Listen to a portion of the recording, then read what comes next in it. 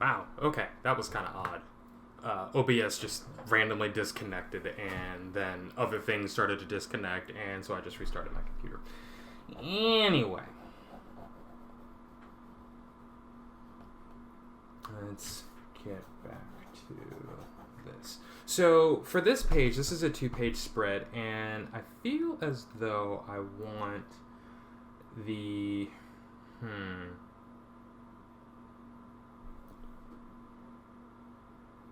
I don't know. I think I'm going to redesign these chairs that they're sitting in.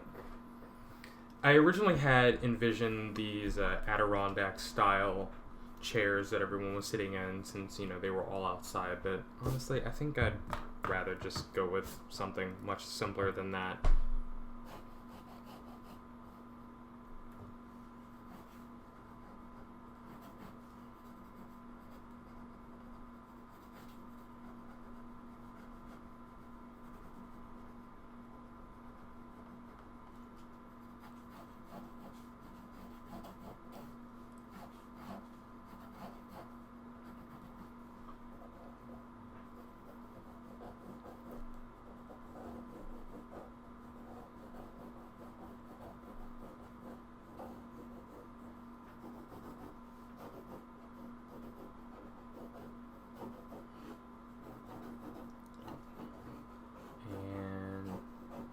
Slip covers are a thing, so that's what I'm going to do here.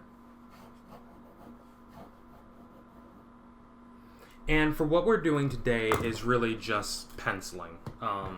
Just like getting more detail in with our pencils. So I think I've mentioned before that I do one pass just to lay out the pages themselves, and then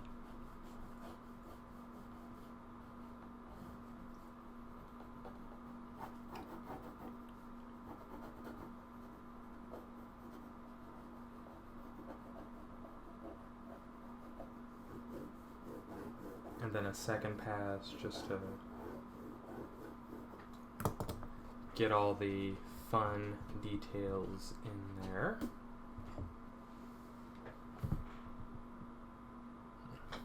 Okay. So what we're looking at here in this scene is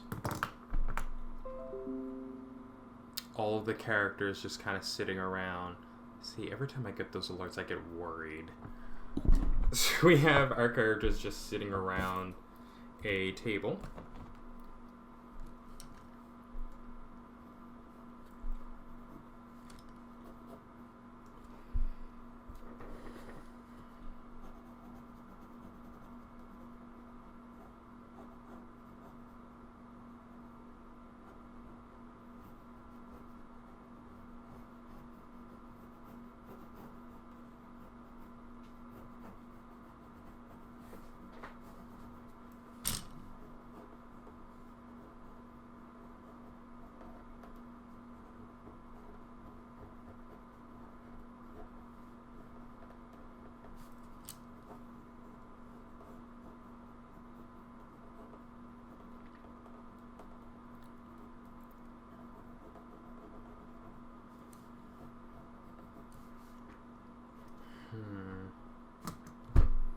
Perspective is a little off here, so I'm just gonna go for what I know I want in here. So we have two characters who are sitting here with their backs to us. Now the problem with this page that I'm seeing right now is that I'm trying to recreate this page.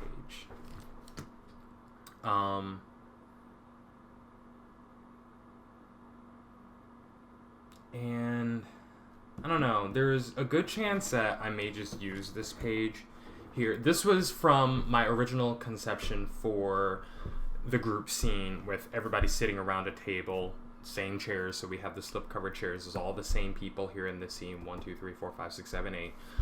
Everybody's there. The only element that's really missing here is the baby.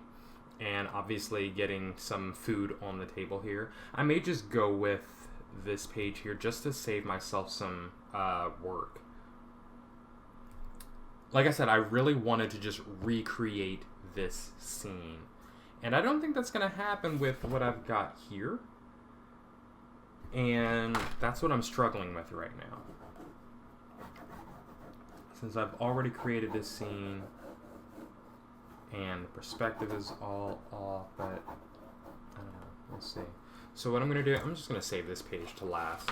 I'll come up with an idea of what I actually want to do, because it's just not really coming together. So I will, you know what, I would love to show you right now, but my room's kind of a mess.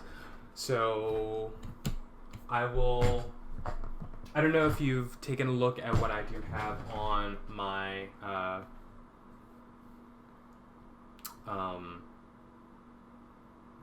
Instagram, but I do have this wall of pages here, so give me a moment. I'm going to put this back up here and I'll show you what I've got going on.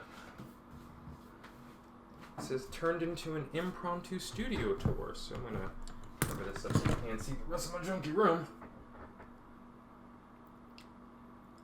So as you can see, I've got pages and pages and pages up here on the wall. Sorry if you're getting a little dizzy or vertigo, but I just wanted to show this off.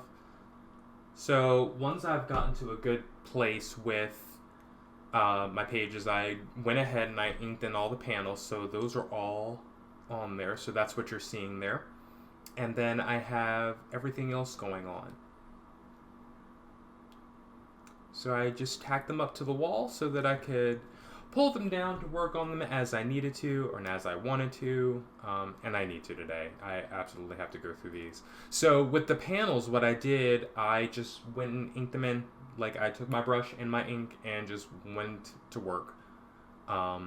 Since I had already constructed the panels themselves in Photoshop, it was pretty easy for me to just sit there and just retrace over those in black ink, and so that's what I did here. So they look a little wobbly, a little shaky, but you know, I look at that and I figured that's just kind of part of the style that I'm doing. So that's what I'm going to say there about that.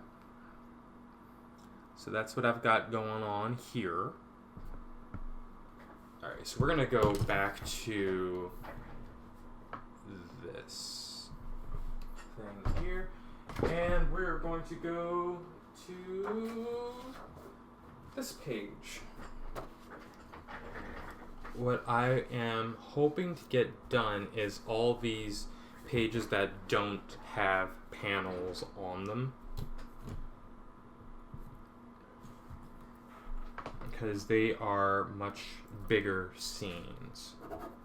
And I'm not really trying to do a whole lot with the pencils themselves. I just want to get the main details on here.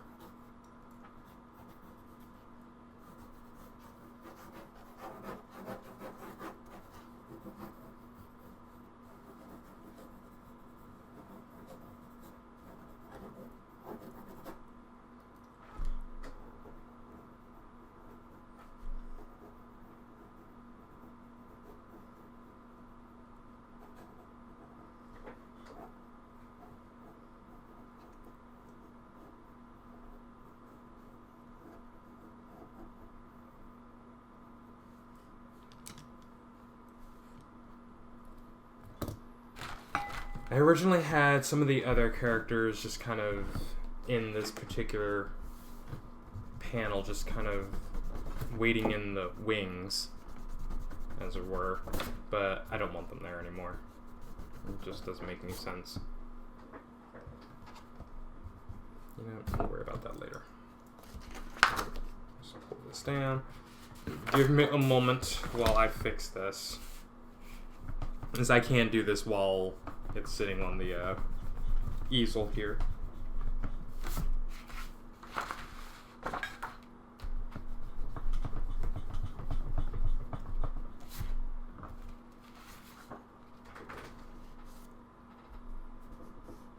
Okay.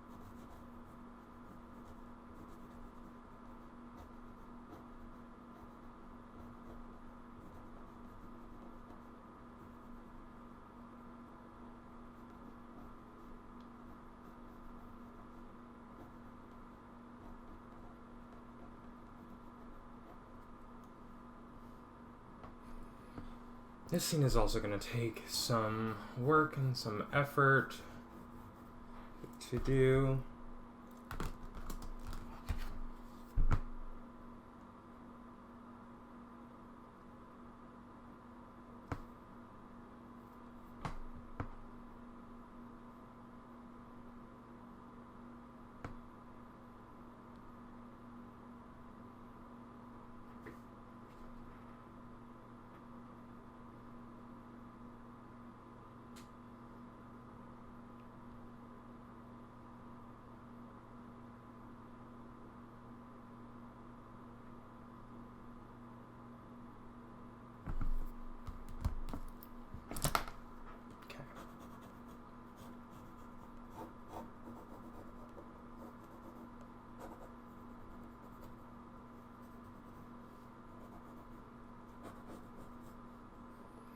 So I was trying to decide if I wanted to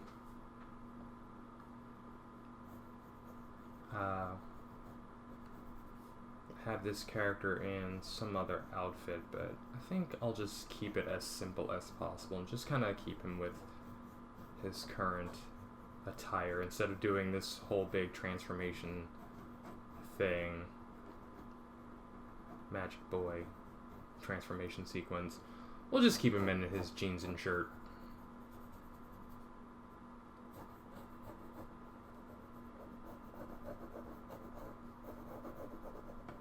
Which probably would have been cool, admittedly.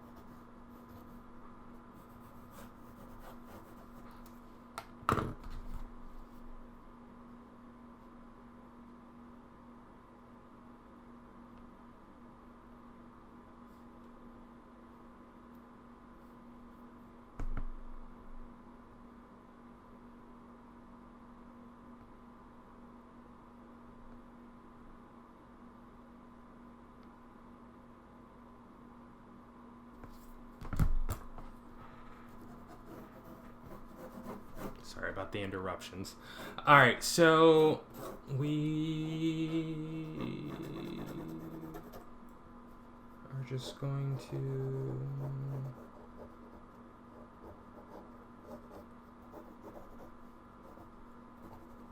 keep it moving.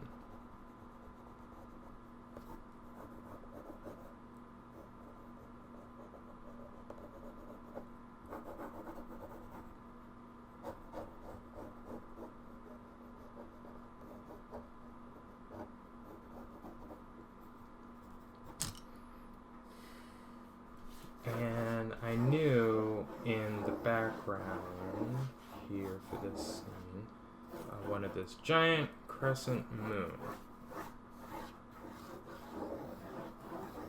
I know what you're thinking, very Sailor Moon-esque, but you know what? That's who the character is working with right now. He gets himself a giant moon in his background.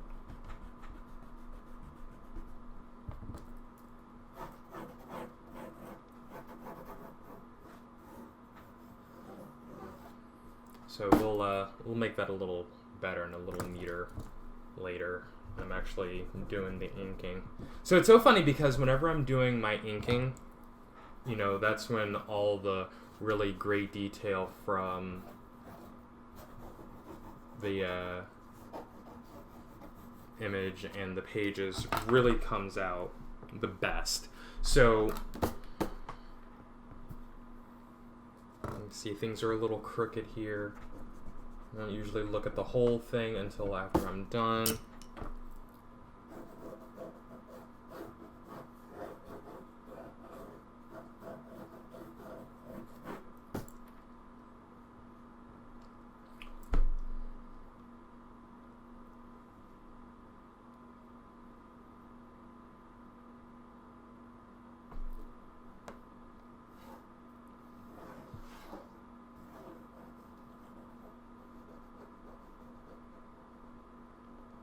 Got a lot going on here.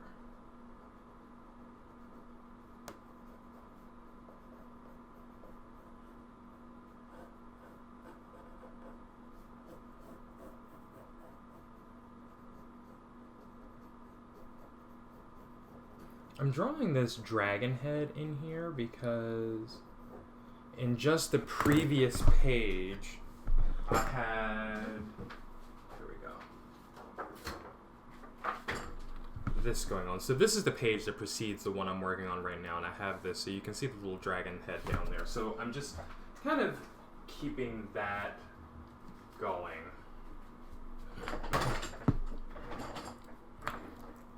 So in all honesty, I may just replace the crescent moon with our little dragon buddy here. It should be fun.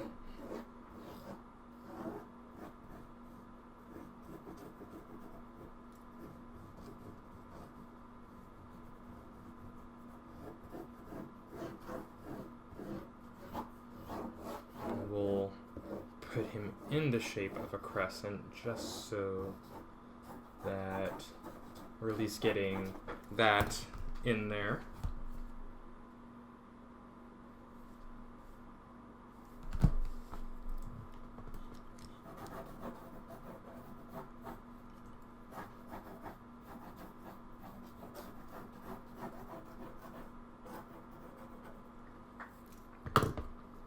And maybe we actually want something different going on with his head.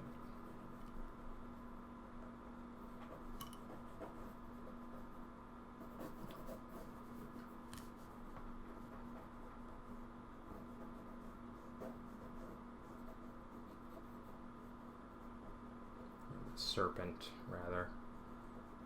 And you know, it's so funny because I'm not even sure I want to actually keep the serpent thing going as a motif in general for this character, but that may change. I may change my mind. Who knows?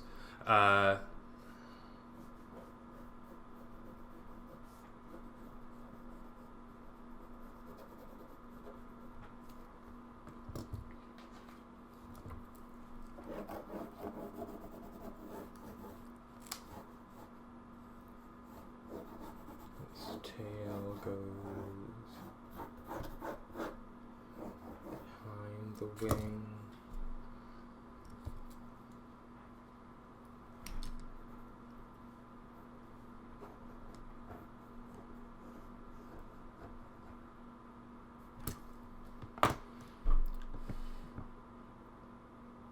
No, you know what? Yeah, let's give him a different outfit.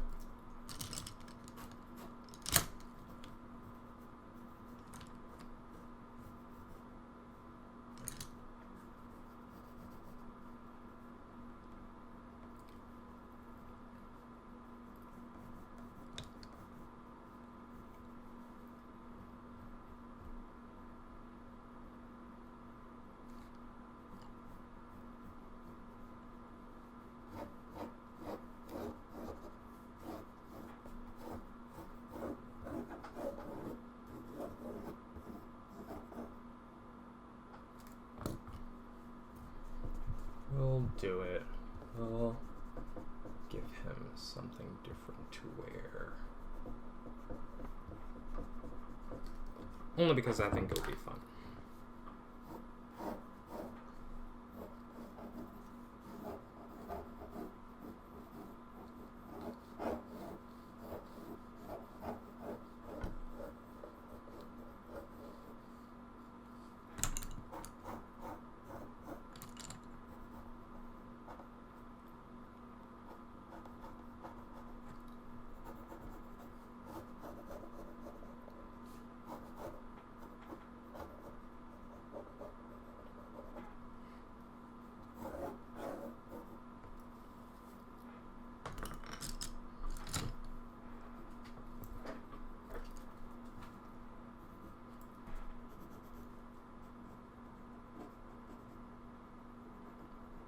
I'm constantly thinking about this series and what I will do to really tell the story, to tell a fun story, rather. There's a lot that's going to be that's going on in my head right now that I am excited to draw. So just do that.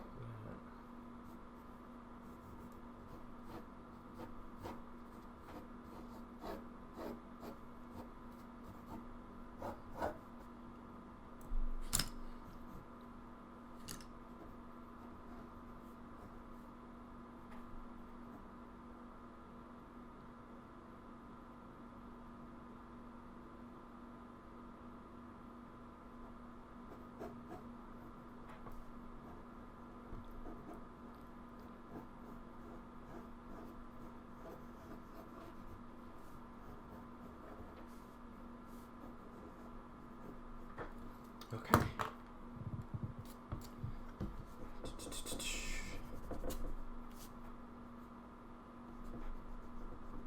And that is that page done. Well, almost done. The things I do want to do here.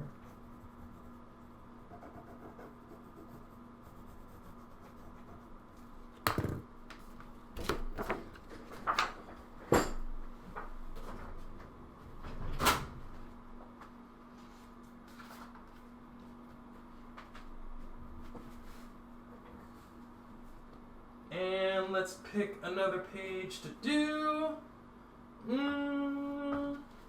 At random. I'm just gonna grab one off the wall. And that's the fun reason as to why I decided to put these pages up on the wall in the first place, so that whenever I'm just, sitting here, I can just say, oh, I'll just take a random page and just put in my detail. Let's just pick it up and just start going.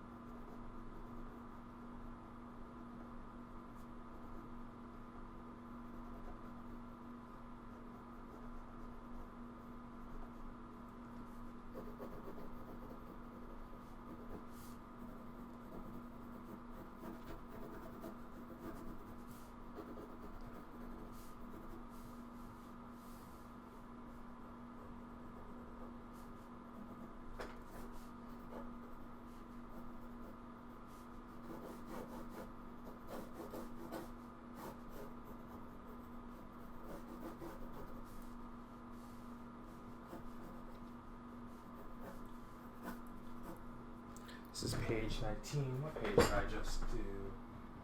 16 to 17. So we are post-transformation. I had to get my bearings.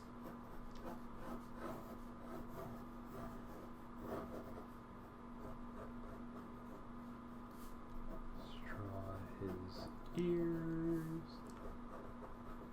Yes, all my people have pointy ears. That's just what I do.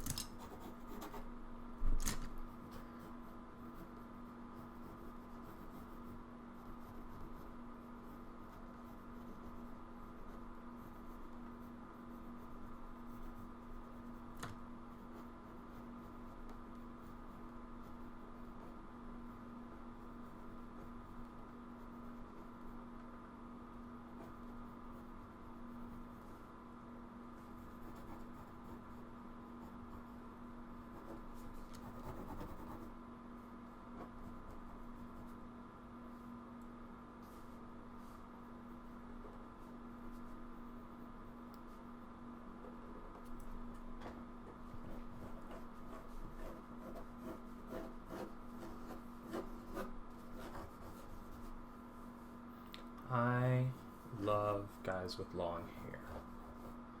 So the rest of his hair fills up this scene, that panel. Perfect. Okay. Next, we're down here.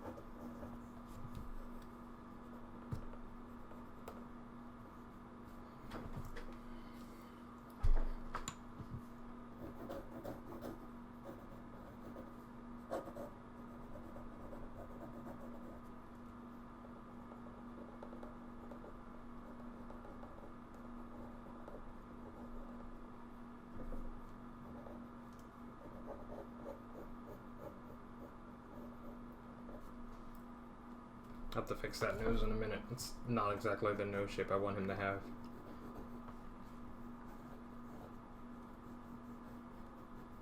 And the introduction of other characters' faces back into the scene tells us we're getting back to,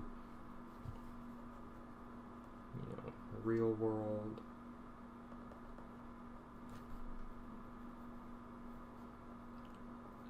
Boyfriend has thick, bushy eyebrows.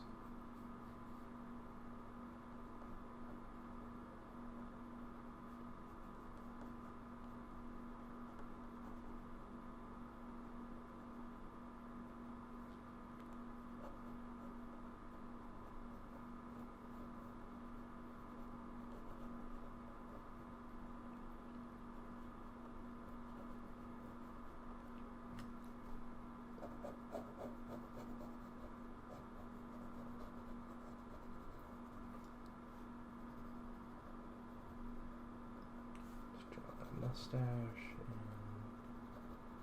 this little beard thing.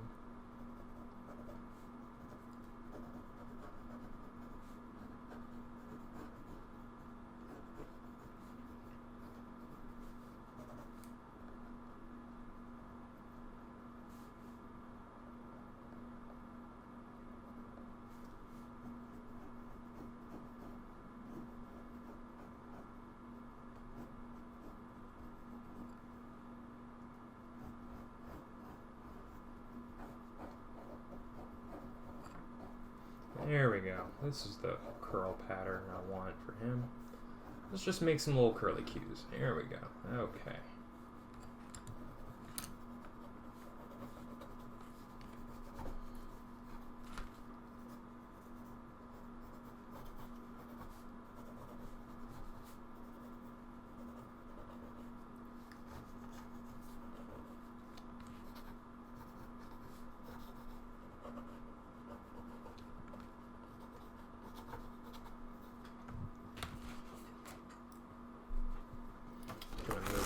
Because I'm getting on the lip of this thing here. There we go. Okay, that's better. I can see, you can see, we're all good.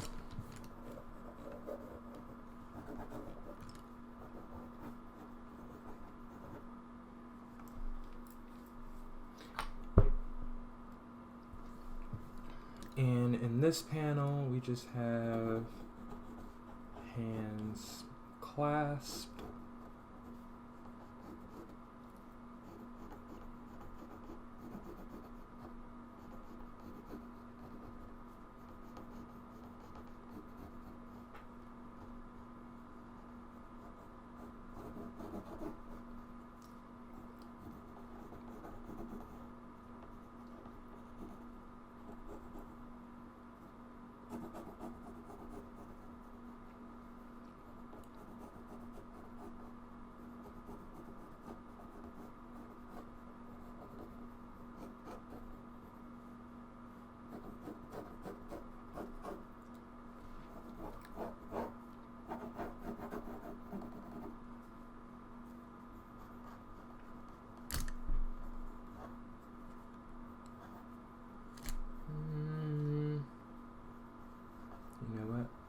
draw his mouth right here.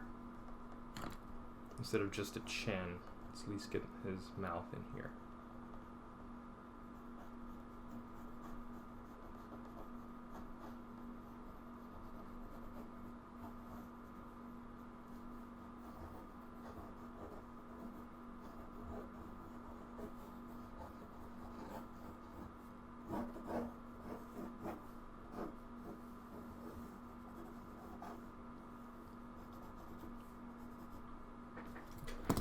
Alright, so that is page 19. Next page. Let's figure out which one I'm going to do. I'm just going to grab it randomly. I want to do... page 7. Let's do page 7.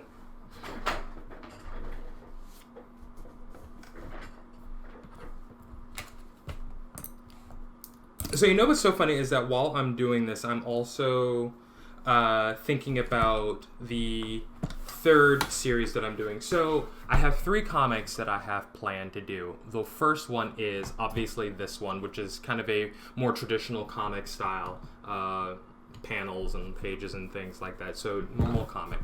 The next one is going to be a what I call I guess what you could call serialized prose. So it's not so much a collection of short stories as it's just an issue of different chapters of a prose novel that I'm working on, which is the same characters, only this is what I've been calling my historical title.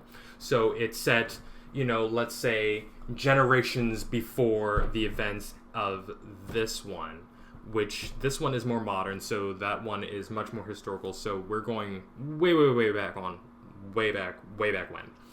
And then the next one that I wanted, and that one is like more traditional fantasy style, but it's going to be just regular prose, and I will have drawings and illustrations in that one as well.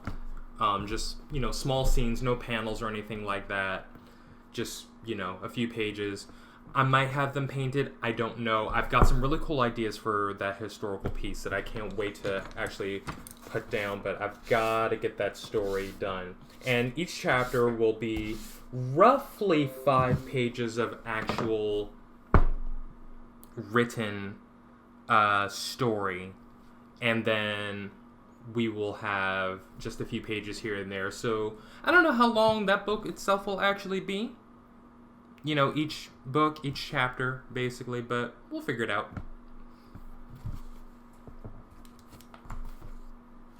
And then the next one will be my future story, a futurist story. So, oh, crap.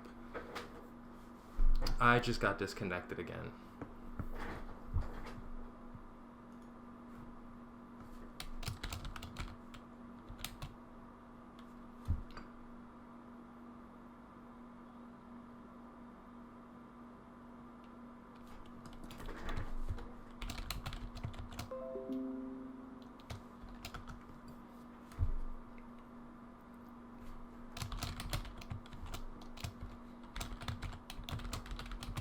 Okay, I'm back again. Alright, so this is what happened earlier at the start of the stream today, so I guess that's the kind of day we're having. So sorry about that. I think I was in the middle of explaining something, and probably one of my books, and that's when I got the alert that I had just gotten disconnected. So I am back. Thank you, Bam. I appreciate it. So as I was saying, the historical book will be doing that, and now we're getting into the planning stages also for my future story, my futurist story, which will be all illustrations. There will probably be very, very little text in the actual pages. I did this a while ago. This is probably some few years ago, when my first comic book that I had ever done was just a series of paintings that I had put together, and I wanted to see how I could actually make a comic book and put it all together in one big thing, and it worked. And I want to revisit that idea. I want to go back to doing that, but with an actual everything that I've learned so far in the intervening years about comics creation and the creation of my own art, especially all the things that I've learned, and actually put together a really great story for that. The follow-up to that particular title had pretty much a similar thing, so I really want to explore that idea again. So I've got my watercolor paper, and I am in the middle of also conceptualizing how that's going to look and feel. So it will be, again, just all illustrations. And I want to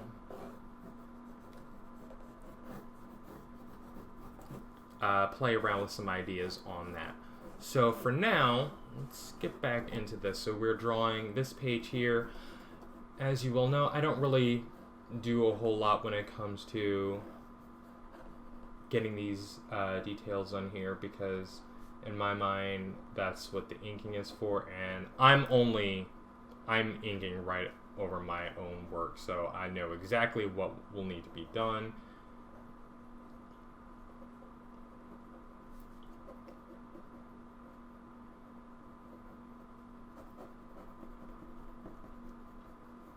We're going to draw our little owl friend here. So if the details on this owl are not all that great, it's because I'm not really expecting them to be that great right now. This is the really great part about, you know, drawing over your own work, is that you know what you were aiming for, and you can just kind of stick with that as light and as loose as possible. So we're going to draw wings here on the owl. This is page 7 that we're on. And I'm just going at random, just doing stuff.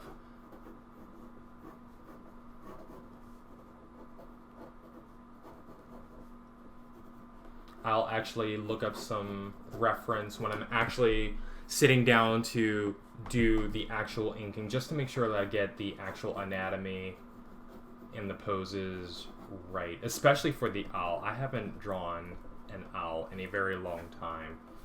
Animals in general. I don't usually draw animals, so trees I draw a lot of, people I draw a lot of, but, you know, birds and things, not too often. And what's great about doing this now is that I get to challenge myself, and I love that about drawing and painting, is always being able to challenge myself to do new things, to do different things, to try something a different way. I totally get a kick out of that. So I'll just draw on my rough shapes, and then I will go over that in more detail with actual reference once I know where everybody's going to be sitting, where all my characters and objects are staged. Then we can say, okay, let's figure out what they actually are supposed to look like, so that, you know, when someone opens this book, they see, oh, well, hey, that's a really decent owl he drew. Yes, it is, because I actually did use reference once I knew what I was doing. So let's draw owl eyes here.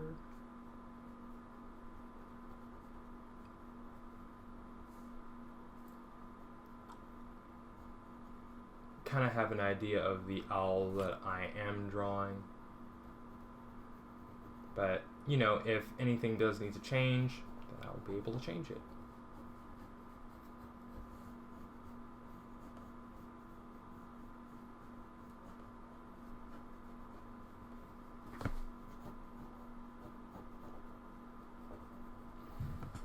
Now, I did use reference for the cover, so I do still have that reference floating around, and I know roughly what this owl is supposed to look like. So that's kind of what I'm sticking with here.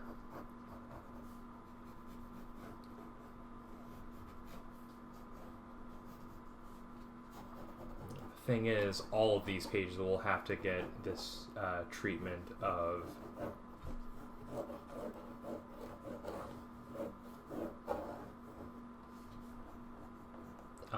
getting these details on, so I will go through them all.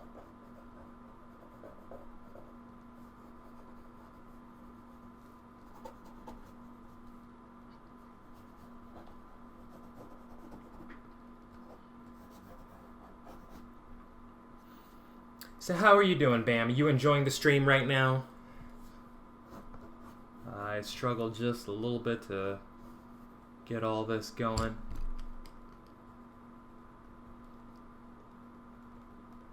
Upward angled noses. There we go.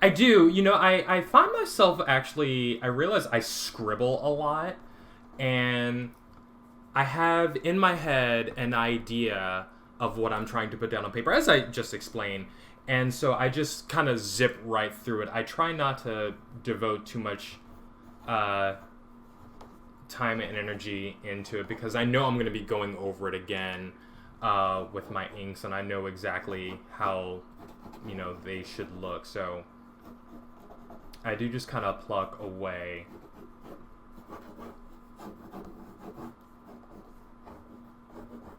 And I'm glad you're enjoying the stream.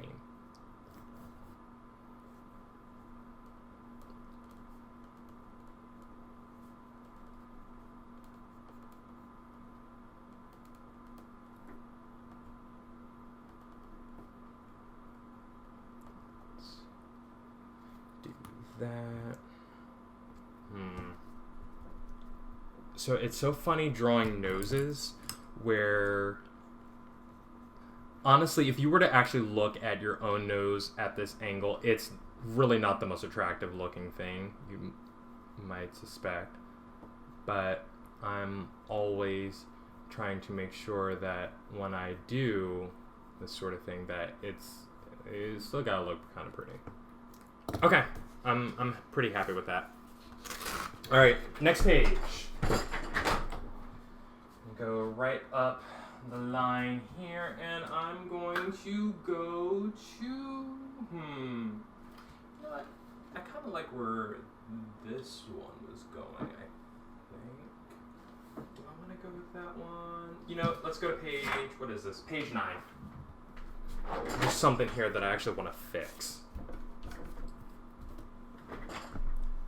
So we just did page 8, and this hand is in the wrong place, so it's kind of the wrong thing. So when doing comics and storyboards as well, because I kind of look at comics and storyboards as kind of the very similar work. Thanks.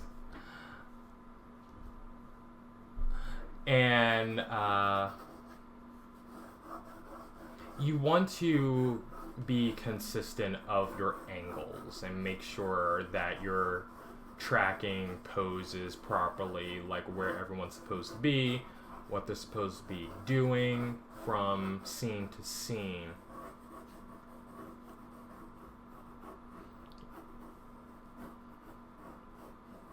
So I want this character just holding up his hand, which, you know, in a lot of places you'll notice people just doing that. It's generally a warding gesture, like, hey, you know, don't come over here, just stay where you are, or something that hints at, hey, I'm protector, or something like that. This is really just pretty much that same idea, just a warding gesture. And we're gonna get on in here with fingers.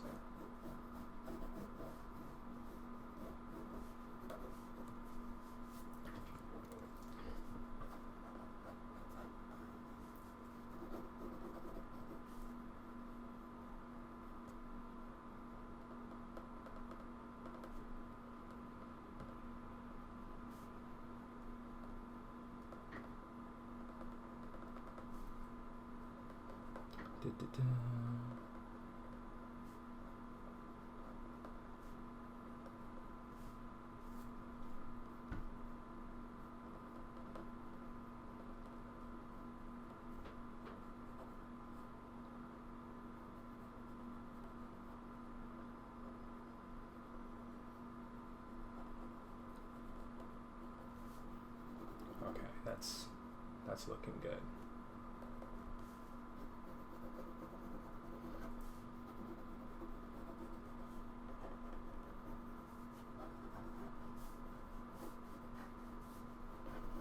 And the speed comes from lots of practice. Oh, you can't see the top panel. Sorry. Okay, there we go. The speed comes with a lot of practice.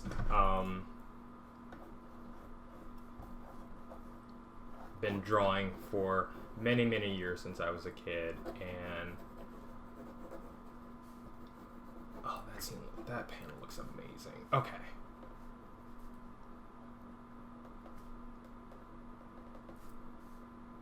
His nose is a little crooked.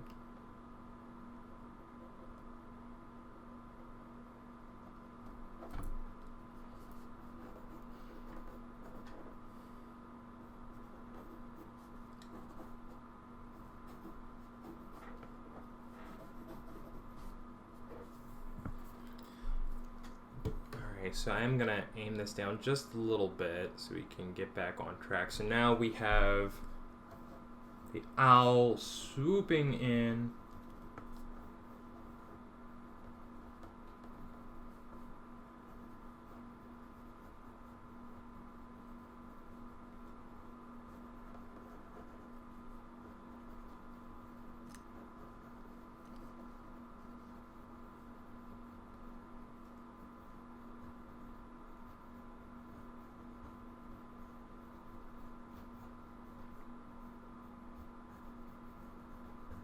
That mouth needs to be opened up a little wider there. This looks more like a parrot. There we go.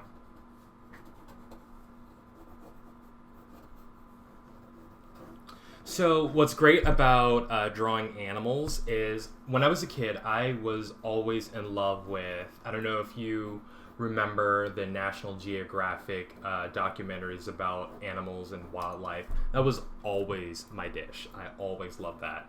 And so drawing animals and knowing that I'm going to need reference, I get to revisit those.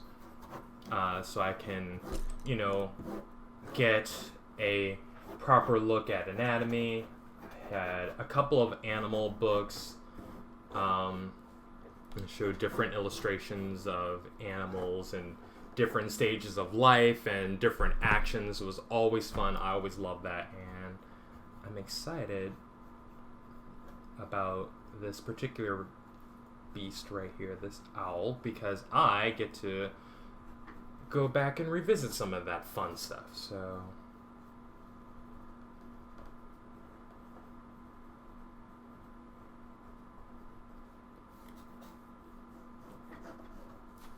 just to say, hey, I need to know what an owl looks like while it's in flight. So, and the reason why I had to move that hand, and I'm going to show you right here, is this bottom panel right here. He's got the wrong hand up. And this is the angle that I actually want in this scene because we're seeing the bird come in from the left.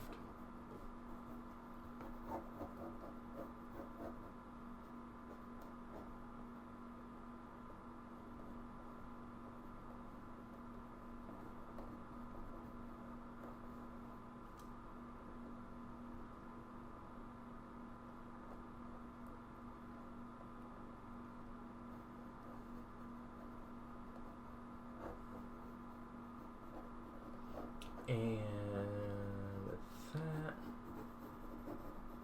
don't forget to draw his tail feathers.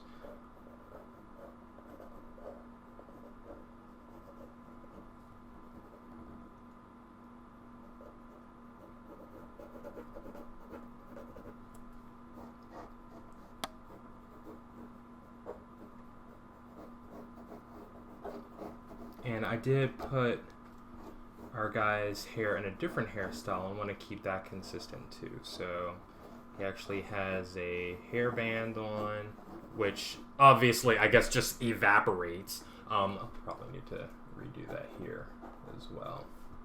Just kind of evaporates when he does his huge transformation, but I'll do that and get that going back there. Page we were on.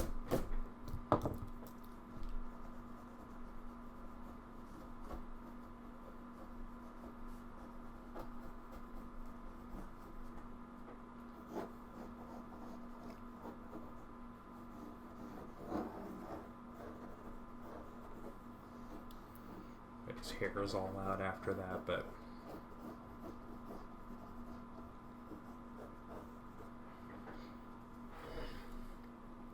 because of this scene, I was thinking that I wanted to draw this angle rather.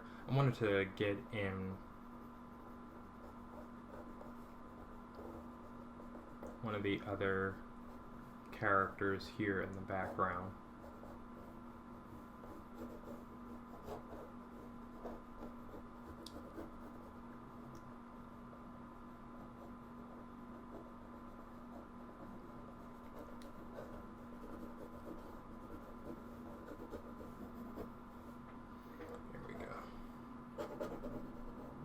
Do that so we don't confuse ourselves with the hand of the main character in the foreground and the character in the background. Matter of fact, we'll just aim his hand down here.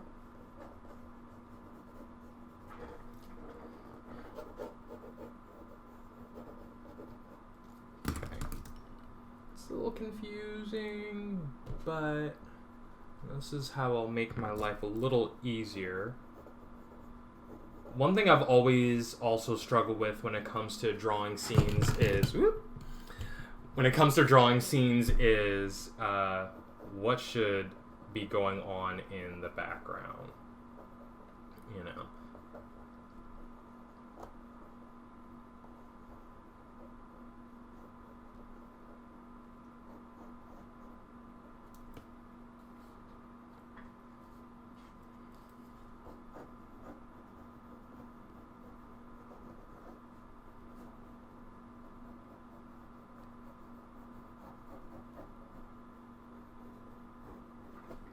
Okay, so that is page 9.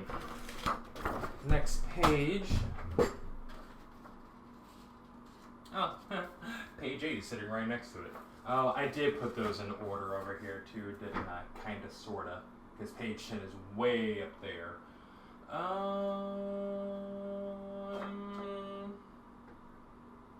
Yeah, let's go with page 8.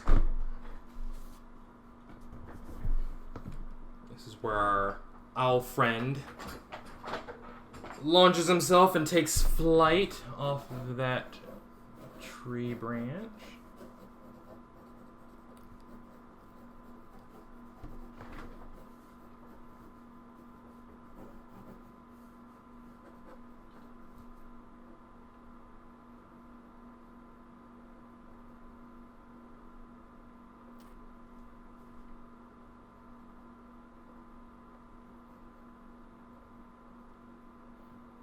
Hopefully OBS is done disconnecting.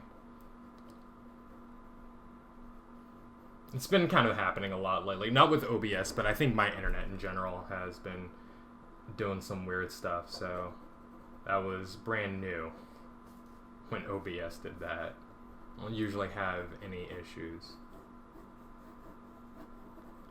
I don't really know how big an owl's wings are, but that's why we look up reference, and we'll be doing that when we go over this page. But our owl friend opens their wings.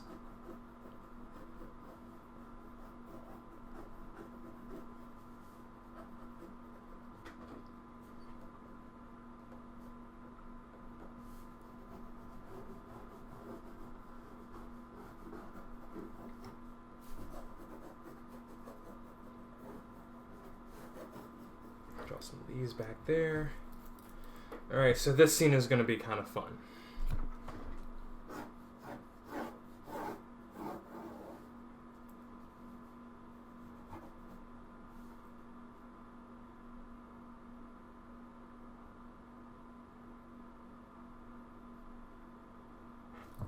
Okay, making sure you can see what I'm working on here.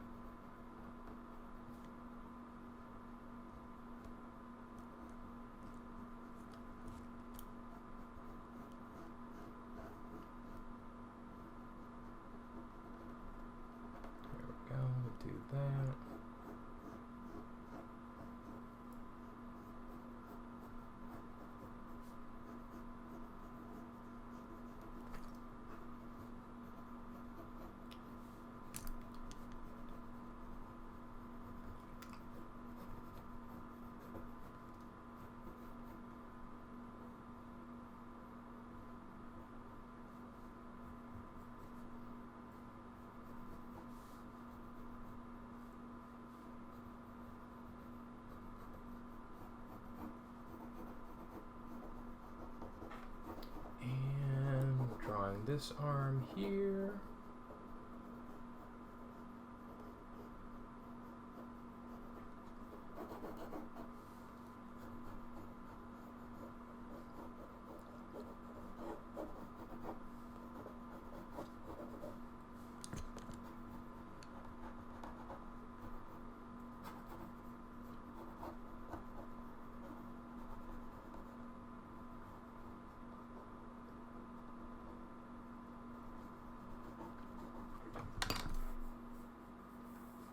Oh, sure, I can totally do that. Synopsis of the story. So, basically, what we're seeing here is our first character.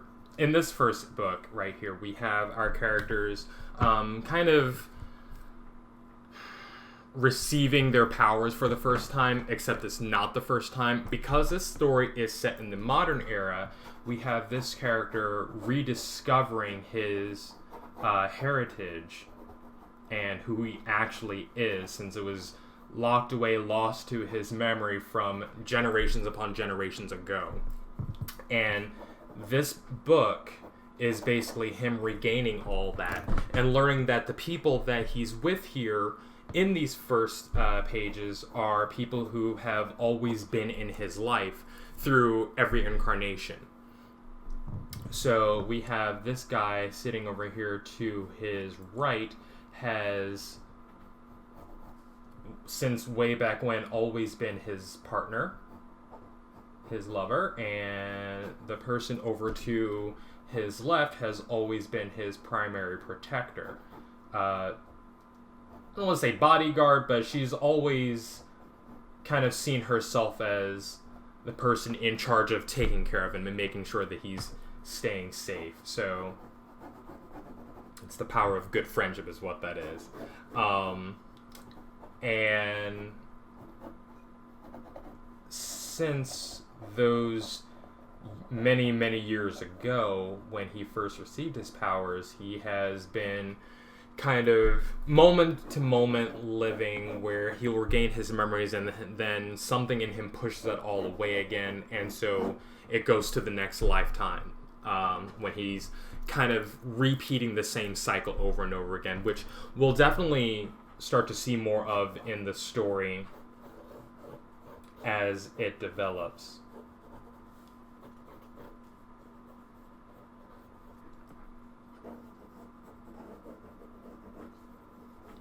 And that's really all I can give away right now. Because I don't want to, spoil the story. I want people to actually read the book when I actually get it done. And I'm planning to get this whole thing finished for the month of August. So this month, this will all be finished. At least that's the idea. That is the plan. And once it is, then I'll have to decide on a date when I actually do want to release it, which will probably, I've been kind of aiming towards an early release of early next year. So maybe sometime around January, because I want to spend some time working on, the next few issues and getting them to a good place and making sure that they actually happen before I say, hey, let's go ahead and start, getting this story, published. Let's get this book printed. Yeah, I dig the story itself, and I can't wait to really get into all the things that I want to do with it. This story I've been knocking around for a while, many, many years myself, and I'm finally in a position right now to actually do that. So that's what's going to happen, and she needs to be a whole lot bigger than that. Okay.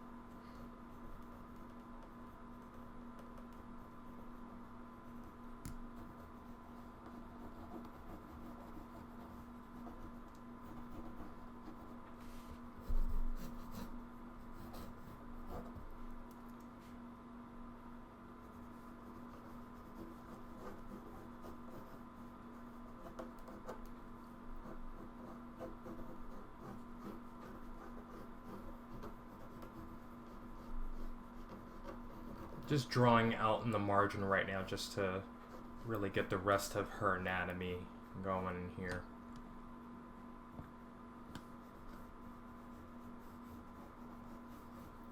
So I know how she sits. I need to draw his face.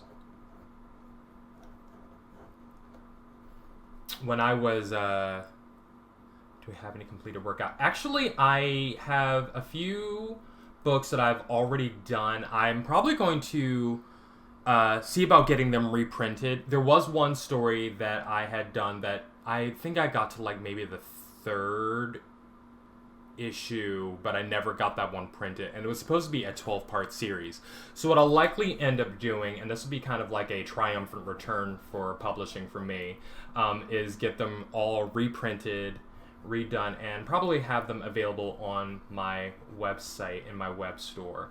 But those first books that I had done were just kind of like really me figuring out the whole medium and just playing around, so I took them as seriously as I could at the time, and which was pretty seriously because I was also doing art shows regularly and just kind of around town. How can you find them? So they were all local shows that I had done. Like I said, let me go ahead and see about what I can do about getting all of those things reprinted, and I will totally make those available again once I can find a way to make it feasible to do it. Right now, they're completely out of print. They were completely self-published, so you're probably not going to find them really anywhere. But once I actually have an idea of how I'm going to re-release them, I do want to do a re-release of my first story. I think that would be really cool. And like I said, I'll put them up on to my website. So I'll open up my website store, which I have been planning. I have been working on that, and I'll put those up there. I just need to figure out how much it's going to cost to reprint everything and how many initial copies of that I want. I'm gonna have to find my files for all the other books that I've done so far and really get those going, because I really would love to have that sitting out there. That 12-part series will probably not be released as a 12-part series again. What will likely happen is I'll spend some time actually working on that and just finishing it up, and I'll probably release it as one big book and just make that available in the store. And I'll just let that be that. Yeah, unfortunately, nothing's still in print anymore, so I'll have to go ahead and revisit all that, which, like I said, I've been wanting to do anyway, so that'll be fun. The house. So back here we have, and the anatomy of a house always confounds me, but I know exactly what this building should look like. So we have our back door right there.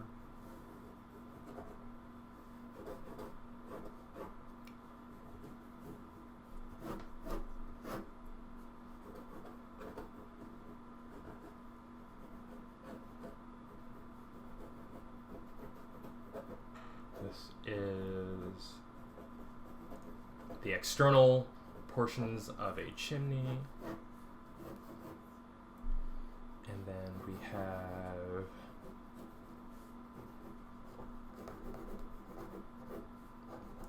the window,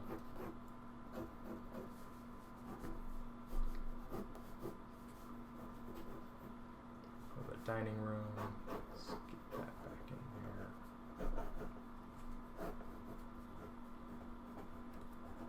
It's a weird angle, but once I actually sit down to do more of this, I'll be able to see how everything sits.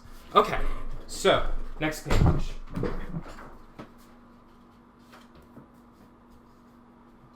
Let's go with page 10.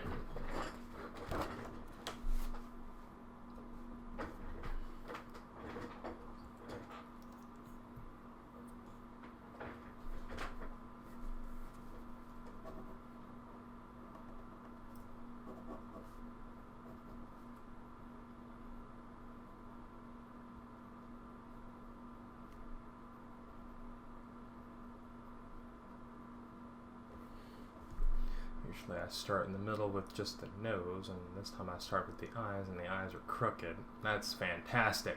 Okay.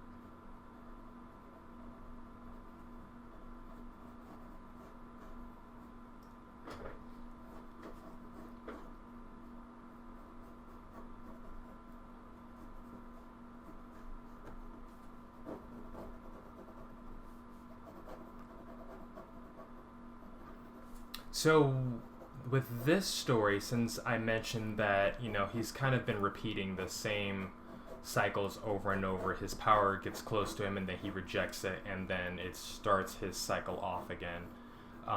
This cycle will be very different for him.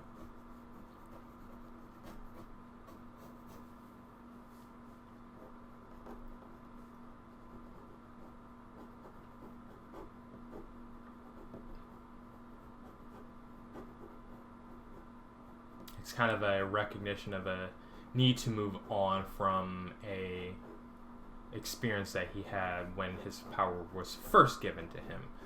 Turns out he is the son of his people's goddess, and that's really where a lot of that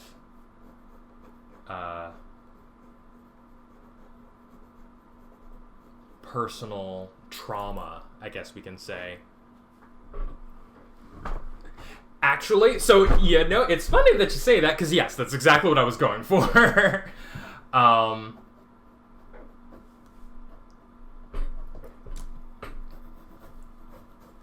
Afro-Elven race. I dig that phrasing.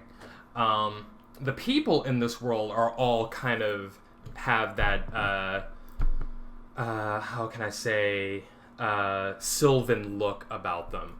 So what ends up happening is that based on the region in which they live, their cultures, their personal histories, then we get into, the differences of their races and how they actually do respond to different things. So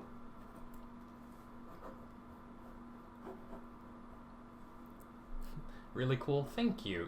I have always been a fan of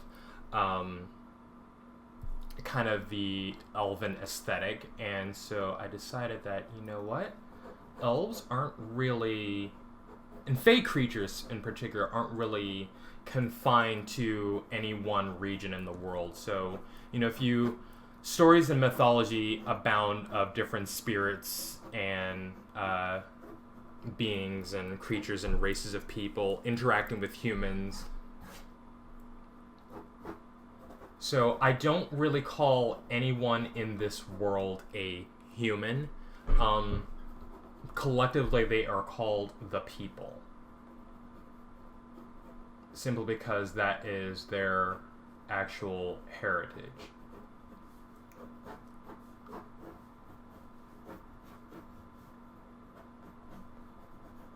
But so I call these people the Ternathi, and they're named after their mother goddess. And all the different things going on, I decided that, I like that story for them.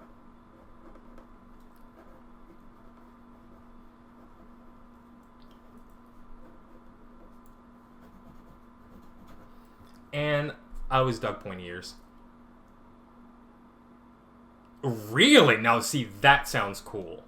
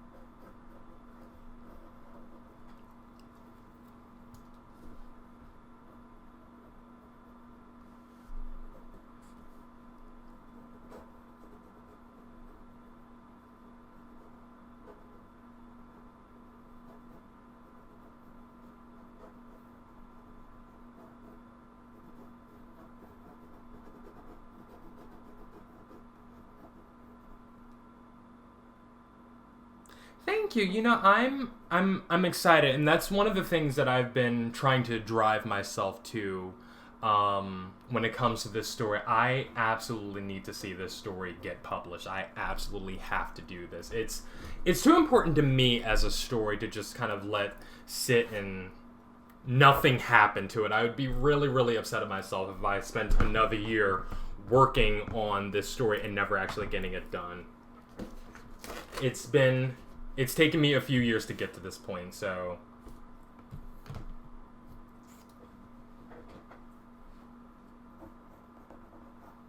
And I'm ready. I'm ready to make this happen.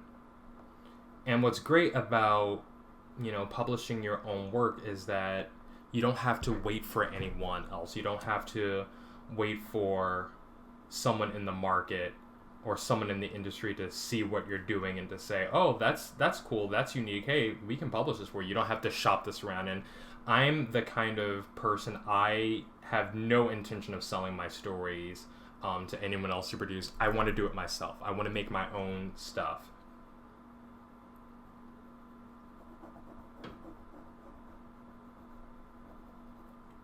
Oops, I forgot to do this thing here.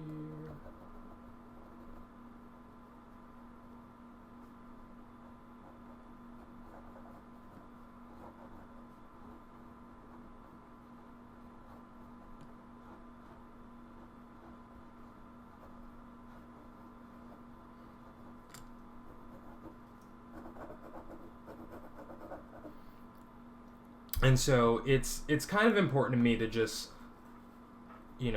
get the story done and be able to have complete control over where it goes and the story that I am telling. I couldn't see myself giving the story to someone else to do this. I refuse. I want to do it myself. And I feel I'm in a really good place right now. I've got the support net going. I've got a really solid job, which is also kind of the dream career for me. And so I feel I'm in a really good place right now to actually get this done the way I want to. And this panel, a certain someone catches the bird mid-flight. Just as the bird was flying into him anyway.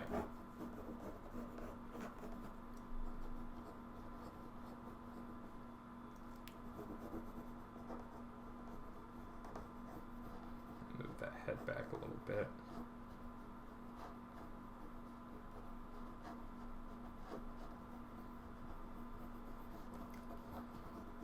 And it's so funny because I really do just want to talk to people about this story because I really want to share what I'm doing with it because I think it's fun and I do think it's unique too. And I want to talk about it so much. But I feel like nobody will know what I'm talking about, and so I just kind of say, you know what, just wait until I actually get it done. You'll understand, the level of importance that, this has for me and why I'm so driven about it.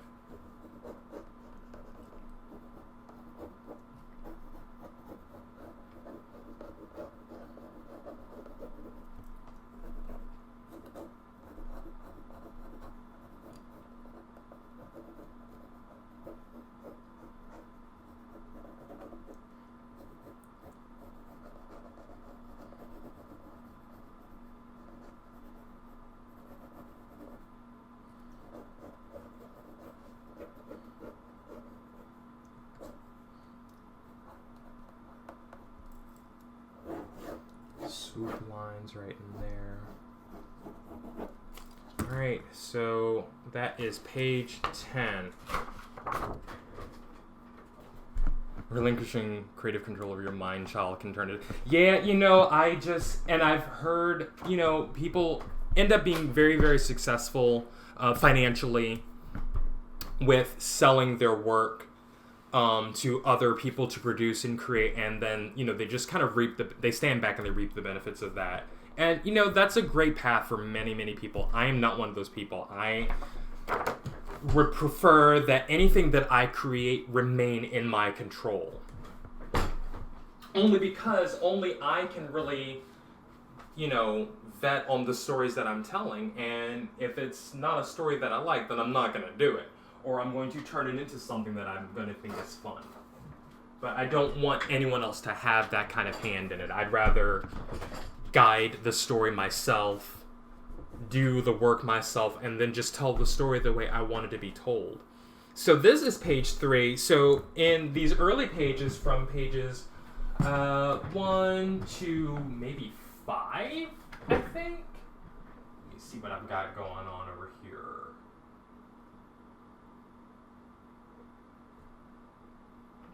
Ooh. Yeah, so about pages 1 to 5,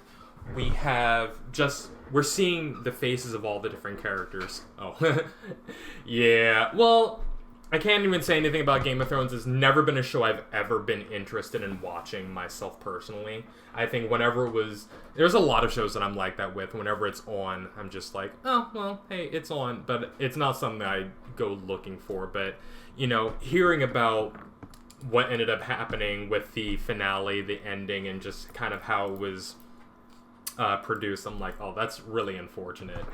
And that's, one of those things that I'm just like, I don't ever want to do that. I don't ever see myself doing that.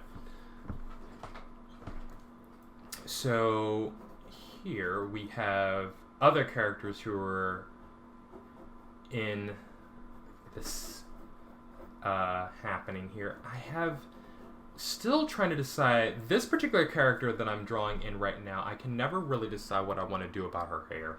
Let me do that for you so you can see what's going on.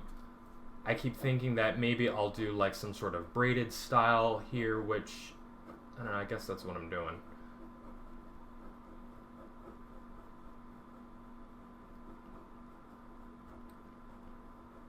Originally, she had a big mane of hair that was also just kind of pulled back from her face.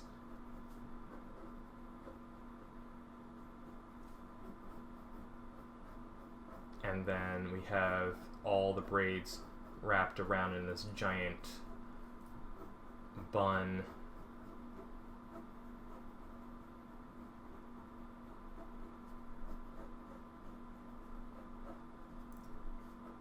Honestly, that looks cool. I think I'm going to keep that.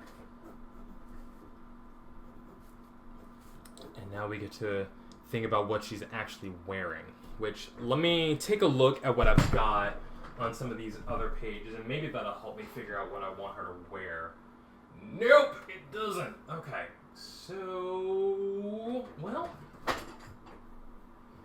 it's summertime, so, what would you wear in the summertime if you had your hair all done up nice and cute? Maybe a tank top or something. I don't know. Let's just draw her body in and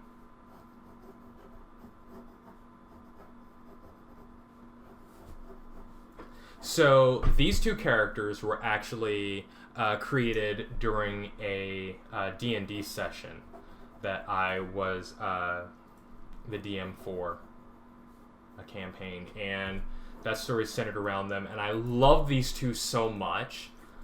And they were both my NPCs, but I love them so much that I said, what, I kind of want to do a story with just these two. And through lots and lots of trial and error, I ended up doing a story featuring them, writing it and getting it all together. And then I said, I went back to what I have now with, my main character here and all that adventure that's going on with him. And I said, let's just put it all together. Maybe they're all a group of friends, and that's what we've got going on here. So each character here in this story, they all have their own stories. They all have their own things going on with them. One thing I love about writing personalities and writing people and telling their stories is, hey, they've all got their own things to do. So, everybody is... I guess it's the phrase that everybody's the hero of their own story. So, what's their story? So these two are a young couple recently engaged. So they will soon be wed. And the interesting story about them is she is kind of a not necessarily, she's a cultural figure for their people.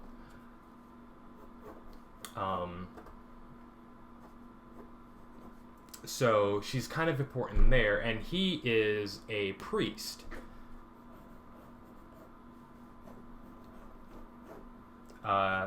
Whose mother is not necessarily of her people, but of a different tribe of her people. But he here is kind of mixed. So, but they met and they fell in love, and now they, spend all their time together. And I look at them and I say, I want these two to be like that super cute couple that you really just like. You get kind of sick of looking at how affectionate they are sometimes. And I love that about people and relationships, because I think their relationship is like the best relationship. They're always there for each other. They're always, going to bat for each other. One of them is suffering, the other person is, right there with them just to help them get through. They're super, super affectionate, always like touching, and the public PDA, all that stuff. I love that about them. So that's kind of their whole thing. His mother does not like her, though. So the original story that I had was just kind of, his hair needs to be a little, there we go. The story that I originally had was basically of them announcing their betrothal to his family and just kind of dealing with the fight that ensued after that.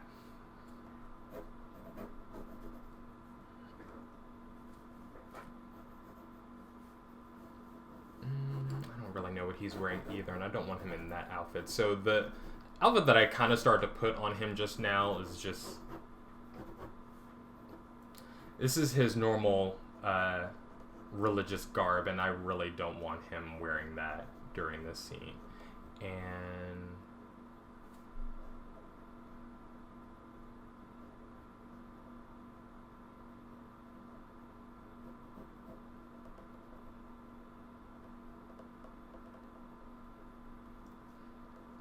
he's kind of a mess, but it's adorable.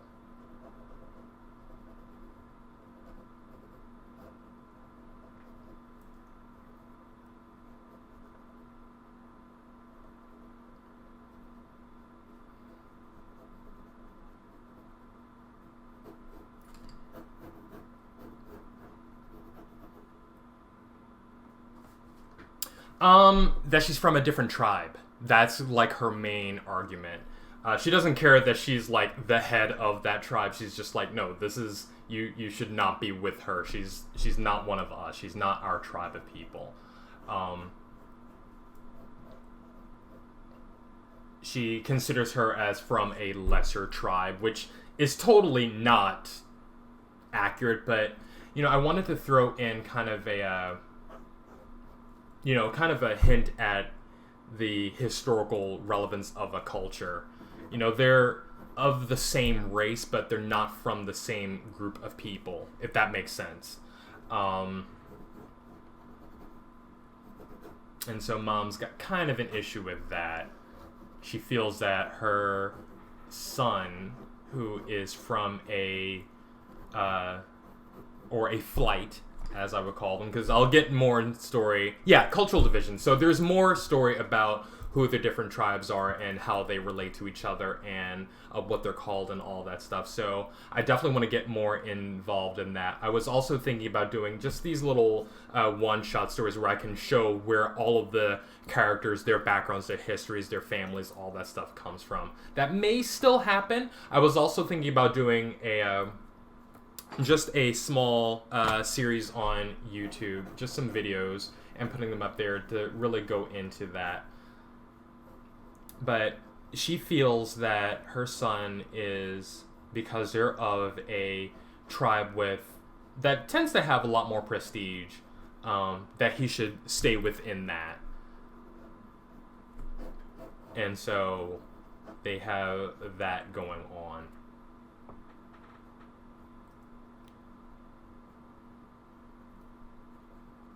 Meanwhile, this young lady here, she is probably one of the few of their people who retains the old ways of their people, who is trying to maintain their cultural significance. So she maintains the old titles, the old families. And that's why her title within her culture is called a mother. So she is basically the mother of her people. Despite that, hint at retaining that culture and that heritage, his mother wants absolutely nothing to do with her because of where she comes from. So, which I've always loved that type of conflict, and I do want to play around with that in their story. And I'm going to show that off a little bit. Eventually they come to an understanding, but because honestly, that I feel like that's something that, isn't going to be kind of a long-lasting type of story to tell. Like, eventually, whatever issues you have with a person, especially if they're not necessarily personal but more political, or even just having that kind of specific cultural thing going on, you're gonna get over it. You're gonna deal with it, and I don't want that to be this whole strained thing between the two of them. I want it to be more of a realization that, hey, he's getting married, and whether you like it or not, this is gonna happen, and she's going to be there to protect him just as much as he's going to be there to protect her. They have that type of relationship, which is a much more forward, much more modern thinking relationship, despite the fact that she's also retaining a lot of the information and the cultural inheritance of their people. Mom realizes that, she's actually doing a whole lot more than just taking my son away from me. Because in their culture, in their people, it's the sons who get married off to the women, and the sons are no longer parts of their original families. They now belong to the women that they are a part of. They're women's families.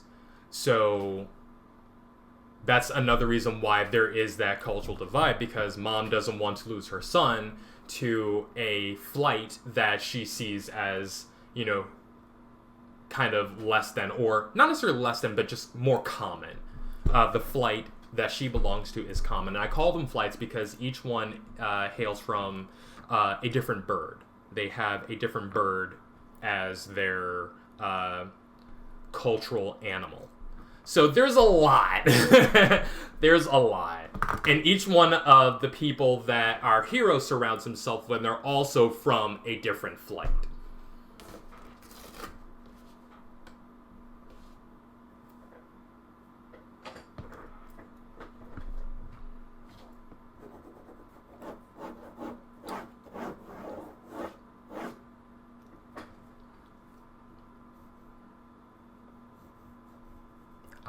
Yes. So this guy right here, I have always been in love with. So he's big and burly, and that is just amazing.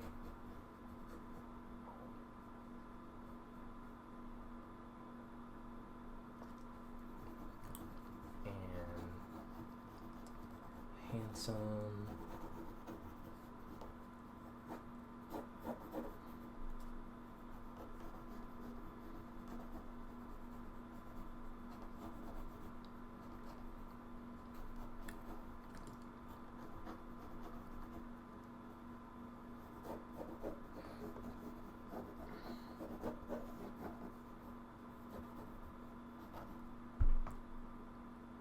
Yes, actually. There are, the flights themselves are based on actual birds. So, Our girl here is from the flight of the sparrow. Our guy here is from the flight of the eagle. So you can kind of see why Mom would be like, wait, you're with who? A what?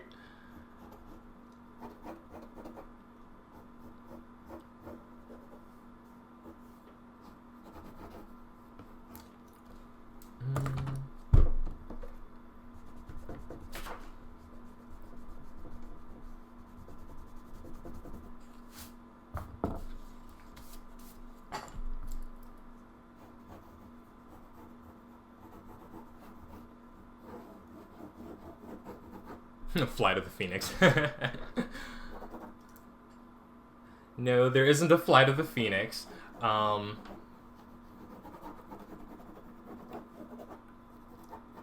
there is a Flight of the Hawk. Like I said, a Flight of the Eagle.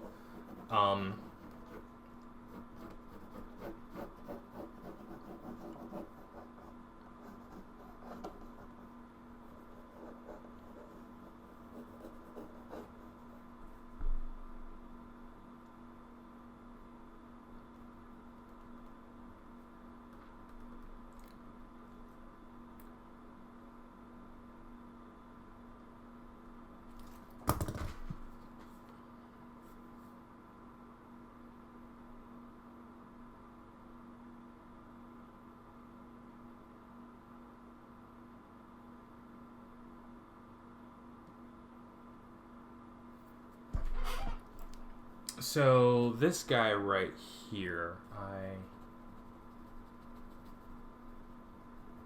put some facial hair on him real quick.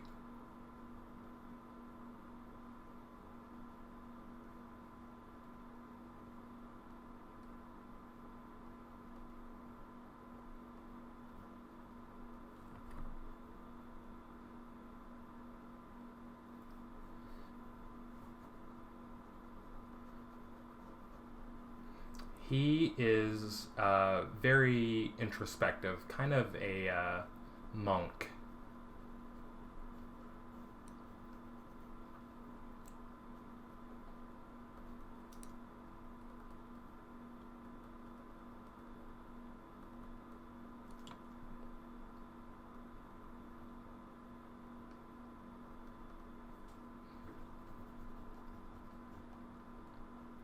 He has himself, and I do this one quickly. Thank you.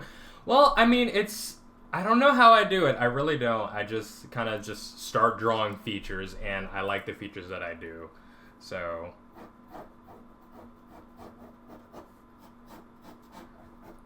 this poor guy has spent some time being imprisoned, and he has been recently released just in time for him to spend some time with his friends. So he is enjoying life now. So he gets to do that.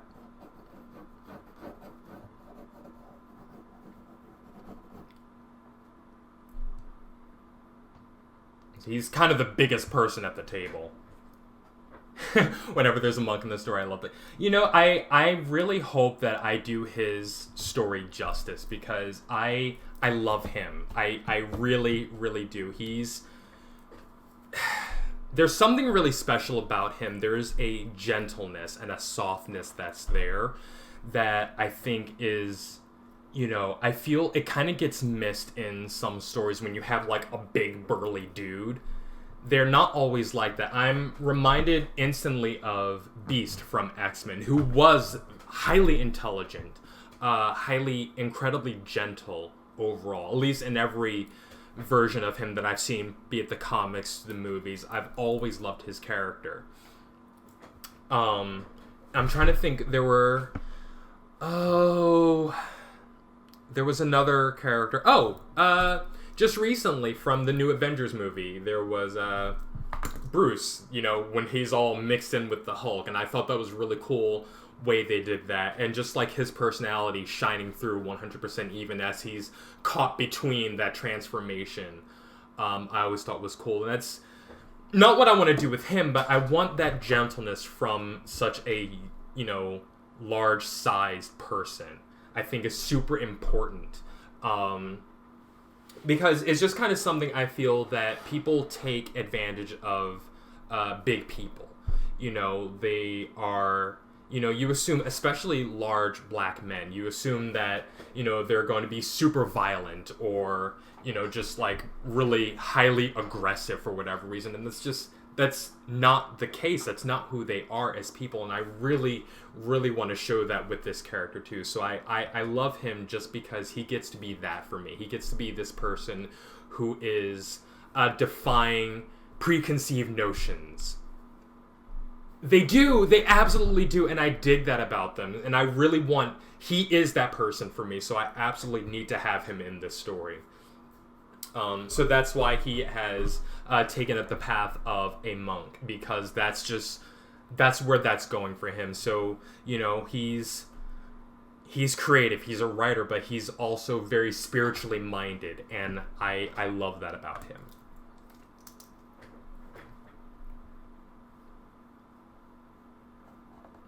This character right here is the cousin to our hero's partner. So our hero has not actually discovered which tribe he belongs to. There's a lot of...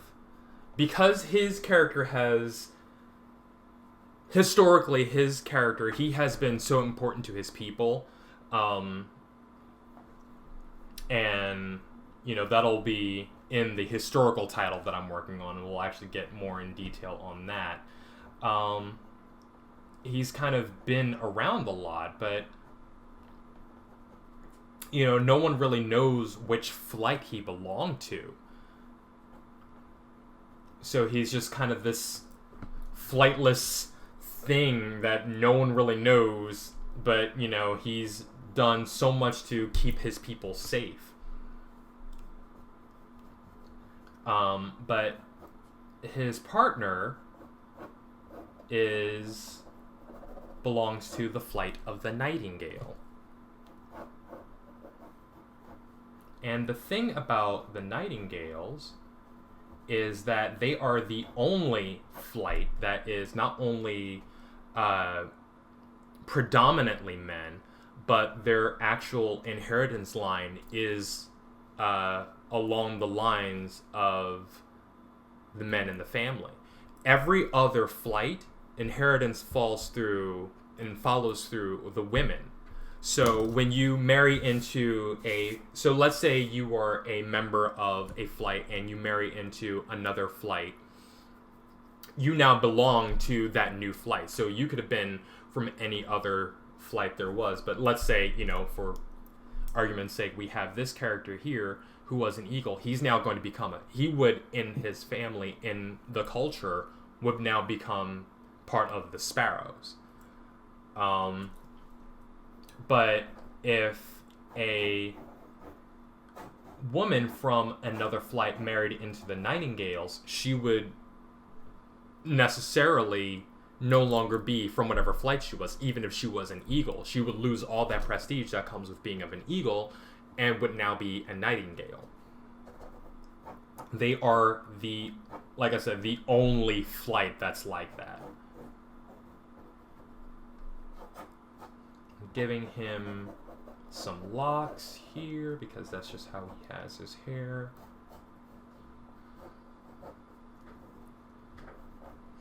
And honestly, the only reason I even did it that way is because I just wanted some variance.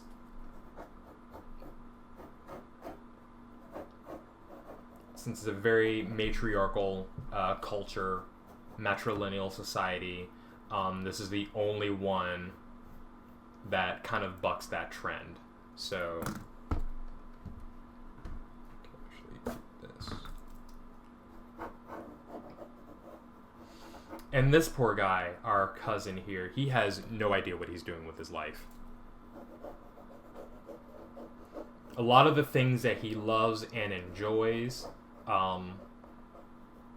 he doesn't think he's very good at.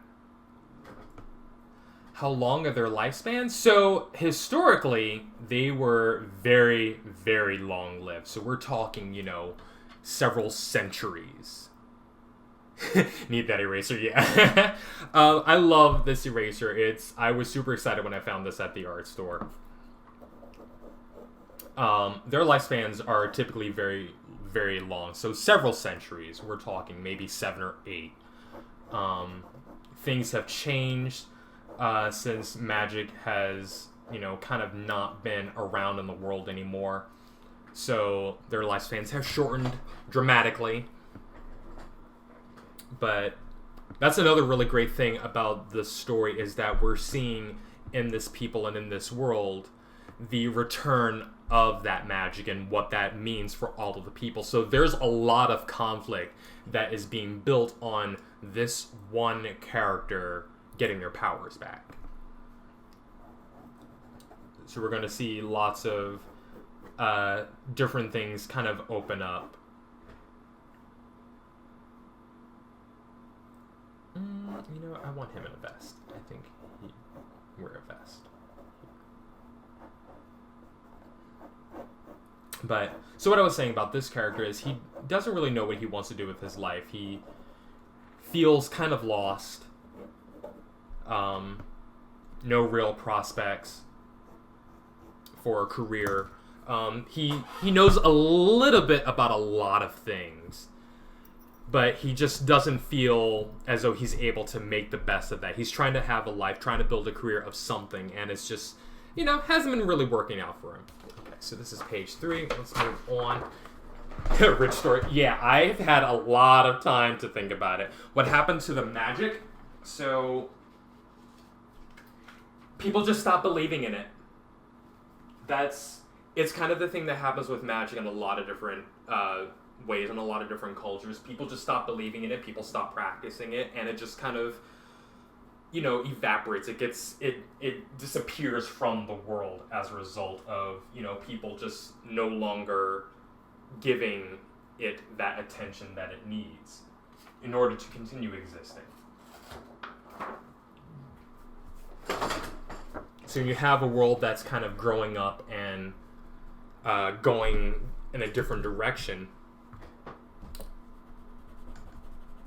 The world is changing and people stop believing in magic, and we don't really know exactly what caused that to happen. We just know that that's where we are. We do find out in the story as it goes along, where that happened and how we can fix that. And it starts with our primary character here.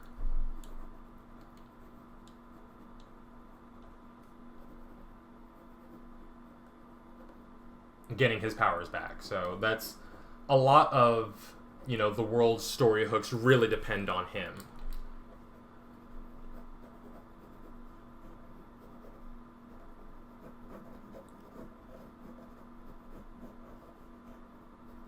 And not just him, but his friends as well. Like, the people that he's surrounded himself with, they have always been there too. So, in this story, he also finds out that he's so much more than the son of a goddess. He's part of a...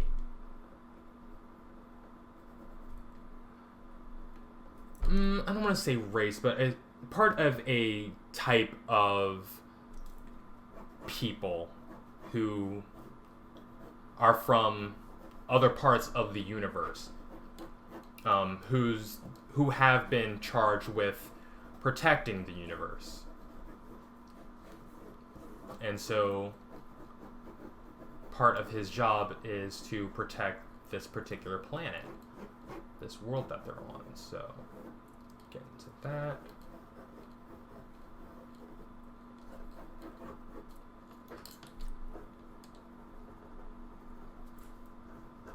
Yeah, I've had a lot of time to really sit and think about the way the story was going and all of the different things that I want to do.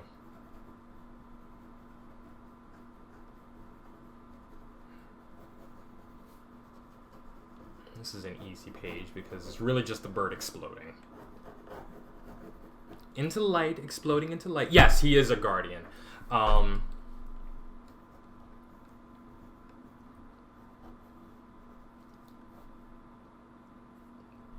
What was I going here with this? I see what's happening here.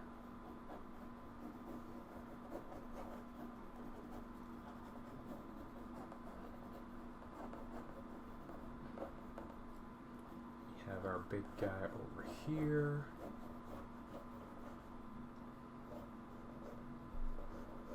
Cousin right over here.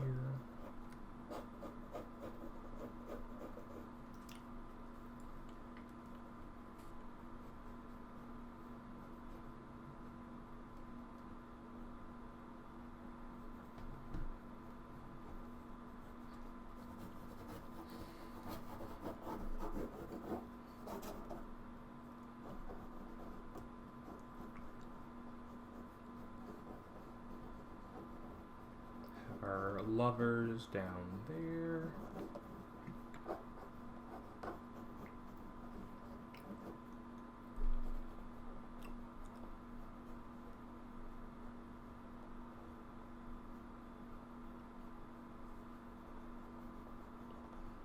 This is page 12 that we're on.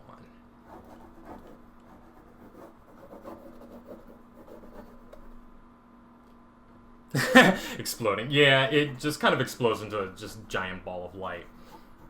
So there's another story about the owl that will probably also... I think I actually will do like the one-shot story that I'm thinking of doing. Simply because like there's so much going on with all the different characters and what all of this stuff means that I really want to spend some time playing around with them and, you know, getting my readers and my audience acquainted with all of that so that, you know, as the story develops, it's like, oh, I know where this is coming from. I know what this means. Because I want to be able to hint at some different things going on. Alright, so that was page 12. Pick a random page. Oh, yay! We're going to go with page 2.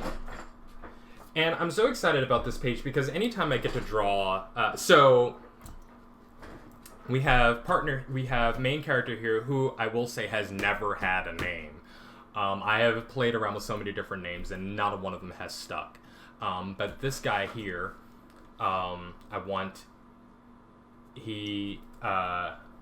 his partner here. So his partner has a daughter. So his partner's a single father. So I've always wanted to...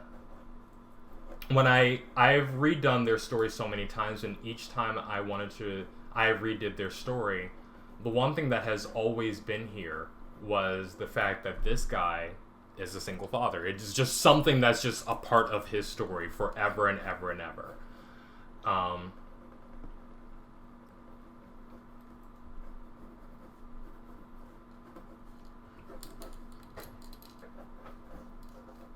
It was so funny because I think this guy I actually originally created in The Sims.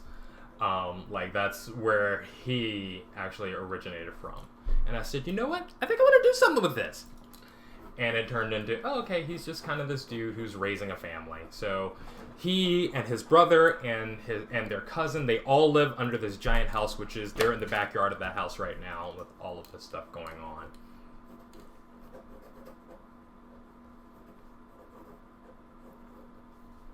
And he's got his little girl here with him. And he's just passing along to his dude.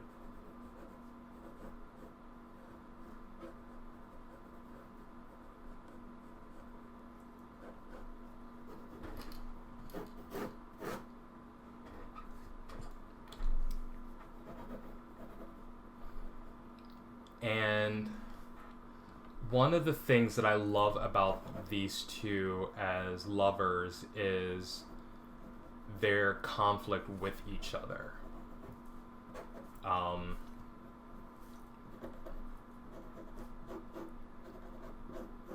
In that historical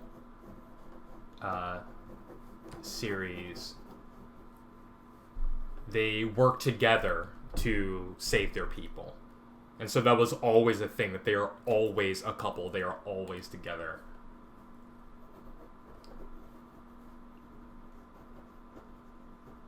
Always doing the damn thing. So, and I dig that about them. They always manage to come together. So we can say it's pretty much the same as it is in our world. I try to be as transparent about that as possible because, relationships form between people, and so that's just where you go with it. So, I'll probably introduce like the same, it'll probably be the same names, the same titles of things. So we have these two gay characters here who've always been kind of there, except he's actually bisexual. We do have transgender people as well. I want it to be as closely related to kind of what you'd expect in a real world, a fully realized world, I'll say, with different ideas. And I don't want to limit, the types of storytelling that can be told. I don't want to limit myself in that. I want to be able to, go with, whatever is happening, whatever the character needs to be, whoever they are. I want to be able to present that in a very realistic, a very honest, in a very, this is not a big deal kind of way. But these two have always been together, so what's happening here is we're just passing the baby over.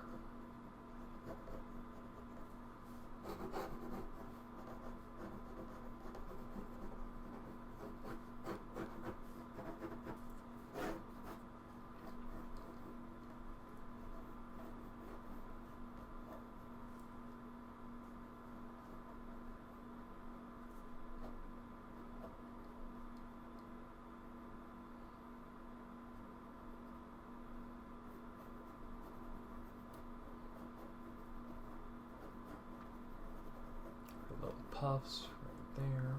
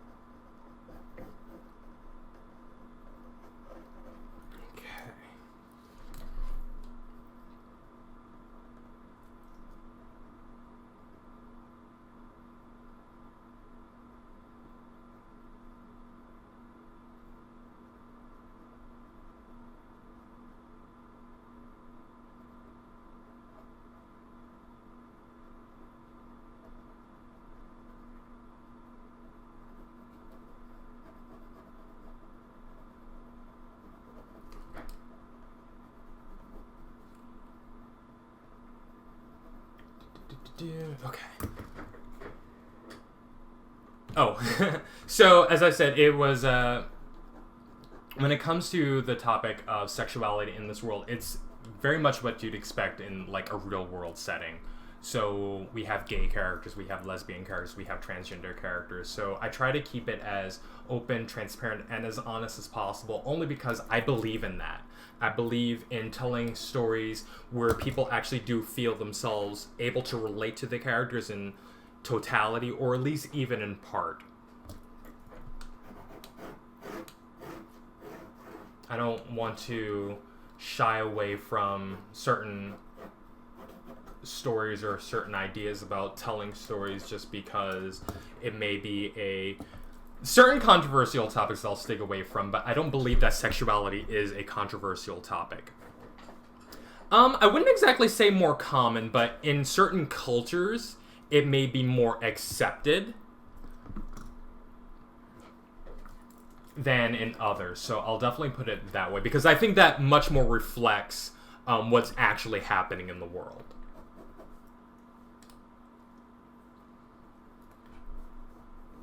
So in their culture, for instance, it tends to happen with some frequency that we have more same-gender relationships, especially amongst men. Simply because their relationships already lend themselves to being more, I would say, intimately connected with each other.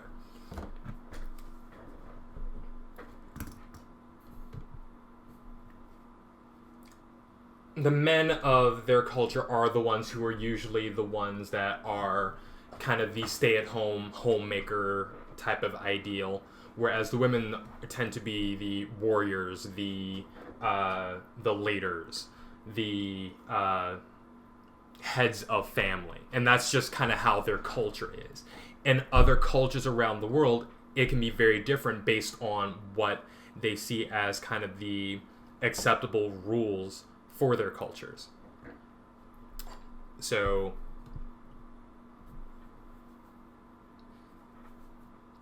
ideally, we say like the men tend to be softer, kinder, gentler, that sort of thing.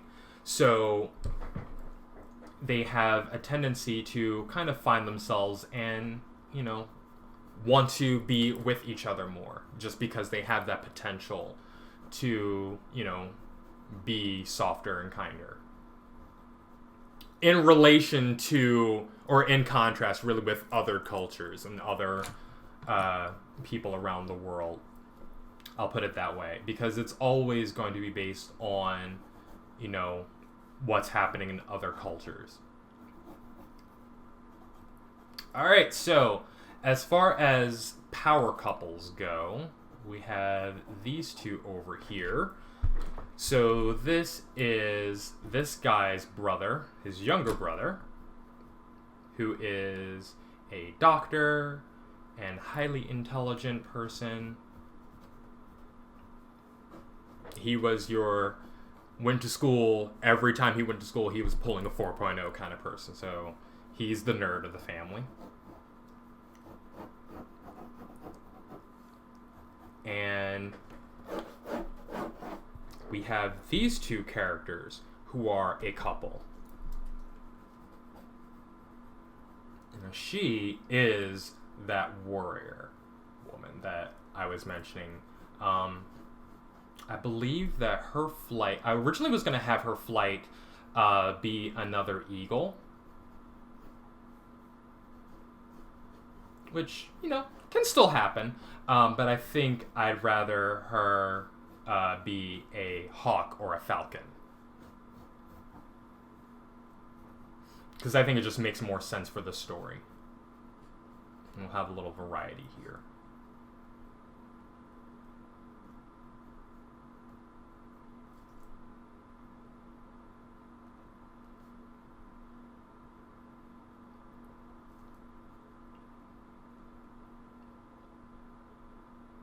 So she is currently we can just say a police officer, law enforcement officer, early career.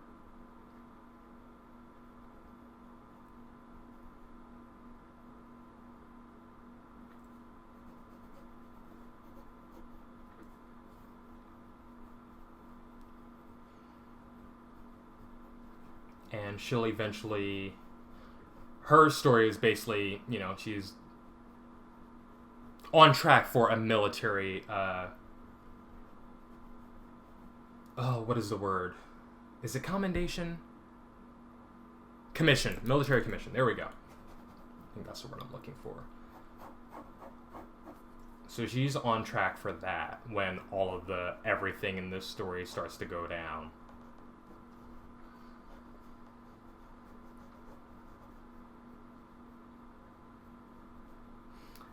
What I love about these two right now is that they are currently not a couple.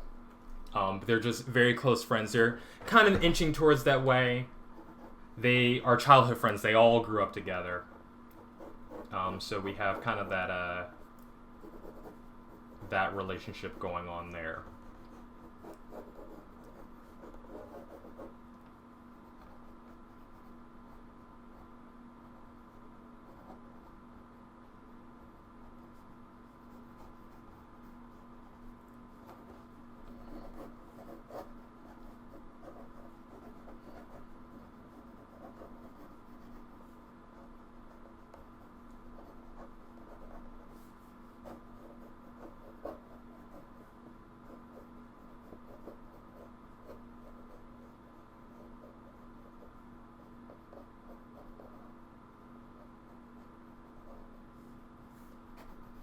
But she is very much auntie in this scene, so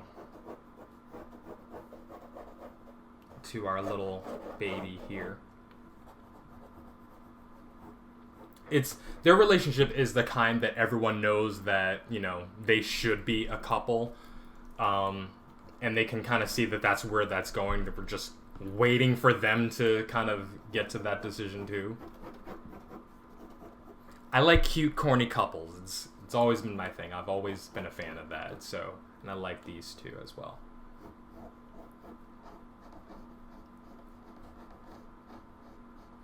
Now, eventually in their story, and I can totally say this because it's definitely something that's going to happen, these two end up married and they have their own kids eventually. So, and I can't wait to share that part of the story. So that's a really great thing about this particular book is that we're not just seeing like these immensely superpowered characters who are doing these things, because they all end up inheriting, you know, their ancestral powers and being a part of a group of people who are also guardians of the world. But there's also these real lived-in stories as well. Like, we have these relationships between the characters. They have their own expectations and hopes and dreams. They have all this other stuff going on top of the fact that, oh yeah, we're this team that's really meant to help keep this world safe from, you know, external threats of the world, as well as making sure that as magic returns to people, that, you know, they're treating it right, that we're remembering our ancestors, we're remembering where we come from, and we're remembering what we should be using this power for. Alright, so it is now 3:22. I have gotten through quite a few of my pages here. I think I have 5 left. I'm actually going to call it here. Thank you so much, Bam, for joining and for asking those questions. It was really great to be able to get this out of my head and really start to think of these stories and where they're going. But I definitely think I'm going to call it here. Like I said, I will have more information about, I think I mentioned this last week, my schedule is going to change. I did find that out.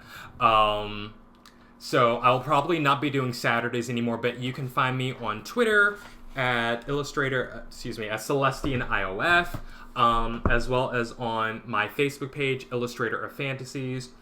And I'll definitely mention there what's happening with my schedule so we can kind of keep this up. I've always loved, you know, being able to create my art and show it off and share with people and just have discussion about what's going on with what I'm doing, why I'm doing it, even the stories that's, you know, background to that. So I will definitely be doing more of this, but probably not on Saturdays for the foreseeable future until I can get my schedule back together. Until then, thank you, take care, and I hope that you enjoy everything you've seen here. I will post... Oh, thank you! Thank you for following me on everything. I will be posting this video as well as last week's video onto the YouTube channel eventually, so we can have that there as well. And also keep a lookout for what I'll be doing probably, and I would say I'll give myself a month to actually get that going too. I really do want to start focusing on getting these stories together and putting some one-shots and maybe some videos up on the YouTube channel that aren't just our stream archive. So I'll be doing that once I, again, figure out what's going on with my schedule. Until then, please take care, and I hope to see you again next time. Bye.